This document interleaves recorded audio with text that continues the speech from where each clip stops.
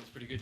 Yeah, it was. I think it was stop-start from both teams. Some errors to start the game. I feel like we obviously got a good early lead to 6-0, and then it sort of stuck there for a little while.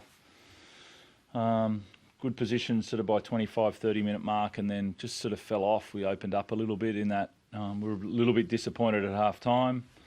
And then the boys came out and I thought they were really clear in 10 out of half-time. I think it was a really long live ball period of maybe 6 or 7 sets. And we got Billy's try at the back end of that. And then, defence was great. Connection improved and we got some really good points there. The guy next to you was very good, but some of your unsung guys or younger guys like Celeste, Benaya, they were really impressive too. Yeah, I mean, we had plans obviously around when an 80-minute play goes down, you end up in some, you need some changes there, and went from Celeste playing front row last week to lock, and then he goes to right edge back row for Siwa, plays 80 minutes. Blake Steep goes on around the sort of 25-minute mark possibly. Finishes the second half, goes to left edge back row. We have Benaya playing longer minutes in the middle there because of Sandon coming off and Connor having to go to 5'8". All of those things, these guys are the leadership's been really special this year with what these guys have done, but they've also created belief in the younger guys to be themselves and also take advantage of what they see in front of them, and that's what's showing out in our game. There's great leadership. Everyone knows our hierarchy there, but there's also, you can also beat them down and tell them this is how we used to do it, or you can say, okay, be yourself, and that's Teddy's style, and you can see that coming out in their game. Trent, just on that try that Teddy scored in the second half there, that kick from Sandon, like that short interchangeable passing, I think the ball went through 8 sets of hands or something, like 9 sets of hands. Like, how much has that been work in progress this year? Because when it works, it looks fantastic at the moment. The funny thing is, it's not, I mean, it's a very structured game, rugby league, a lot of the time, and that's only the half of it. Watch a lot of footy, whether it's local footy or kids footy, or everyone's worried about the structure, and it's the foundation to get everyone connected, but then the gold's on the back of that. Where do people move, and how do they shift, and how do they adapt to somebody in one of their mates moving to the left, and how do they get a short ball off them, and all of that. That's the goal when it comes to playing rugby league, and we've put ourselves in a lot of positions to do that, and we've got to work hard for that. It doesn't come just by turning up. You've got to work really hard on your system and work really hard. But the freedom that these guys, they just know that someone's going to be there without having to look or call. There's an intuition there, and that's the ultimate style of footy. You mentioned live ball in play and 6 or 7 minutes or so. Is that the goal for you guys as well? And do you have an advantage there, given it does look like it does when you can string it all together? Yeah, I mean, if you want to be a really good team, you've got to be able to play that footy. And we want to be a really good team, and we're still working towards that.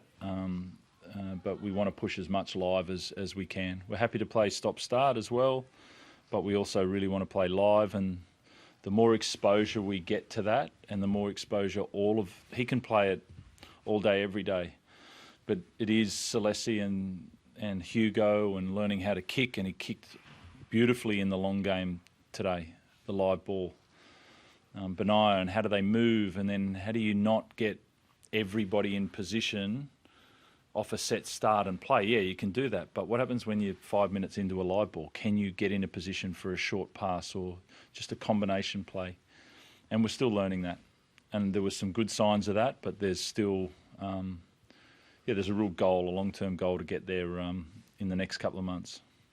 You mentioned Sandon and Siwa. How are they both, Dave? They've both gone for scans, so I'm not sure. Siwa looked like a medial injury, and then Sandon, I'm not sure. Do you have any complaints about the tackle on Siwa? Look, I don't know about that one. I looked at it quickly and then moved on.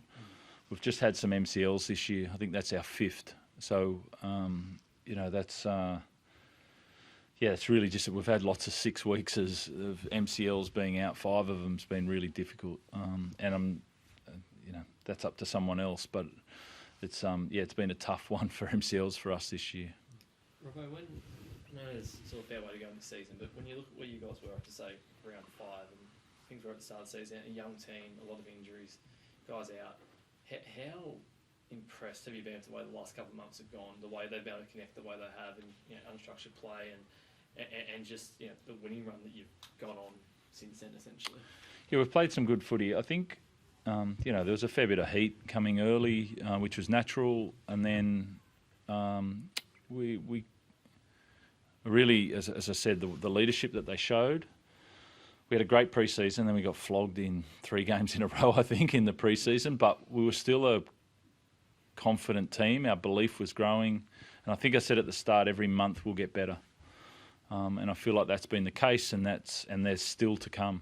There's still growth in us, and I know each month that goes by we're going to get better and better and better, and the belief hasn't changed in our crew. I said the way that Ted and Rads and Gussie and Lindsay and those sort of boys have instilled that in our team, but we're still trying to play our best style of footy. We don't need to find it. We're just trying to refine that and trying to play it better and better and get more game time for everyone. So, yeah, still to come. Ted, just from your perspective, obviously you've seen these young guys right along trying to put the belief in. Can you talk about, I guess, your approach with that trying to get them to play their footy? Yeah. We're all really good footy players. Like in the pre-season, I was so impressed with lots of these young guys coming in and just training at a high standard day after day. And so you could tell that the talent and the skill was there. But getting used to the week in, week out grind of first grade is tough. But like Robbo said, just instilling that belief in these boys, hey, you got to work hard first, then the skill and talent will sort of shine through later. And I think these boys they're not looking for the fancy moments. They're looking to work hard every week and how to improve the defence, how to improve on the effort areas. And then when they get opportunities to express themselves, they're doing it. So it's so enjoyable to watch. I love leading these boys and just seeing them get better and better every week. And it's going to be scary in the next 2-3 years how good these guys are going to get. Because even after 15 games, they're shining and they're playing so well. So yeah, I'm loving it at the moment. Well, just a quick word on Connor Watson. He didn't get a whole lot of minutes on Wednesday night, but he was good in a lot of different facets of the game today. Yeah, I think it showed. What did he play? Started at 9, went to 13. I was going to put him to back row at some point, and then he went to 6. And he played the same style in all 3 positions. So that's what Connor plays, and yeah, he would have liked to have taken a couple of other options, but he covers a lot. He brings energy.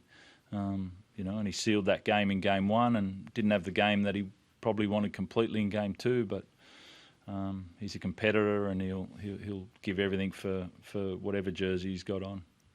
Robert, just a bit on Teddy, that one-on-one steal. I don't know if you'll play it down here, so that's right. The one-on-one steal just before half-time on John Bateman, because the Cowboys felt like they were coming at at that point. They scored there, might well be a different game. Yep. How big that was in the scheme of things? Yeah, that was, it's easy to play different moments, but can you get it right? Can you get your call right? Are the guys going to drop off? And then I can't remember the last time Ted went for a one-on-one. It's just knowing, feeling the game, knowing what moment and having the right techniques to call on. It might be the first time you've tried it this year, I think, maybe. Yeah. I think it is. Yeah. And so, at that time, to get that right, what are we, round 15? 16 possibly, and then knowing that you're capable of pulling it out at the right time, knows that's when you're centred. Thanks.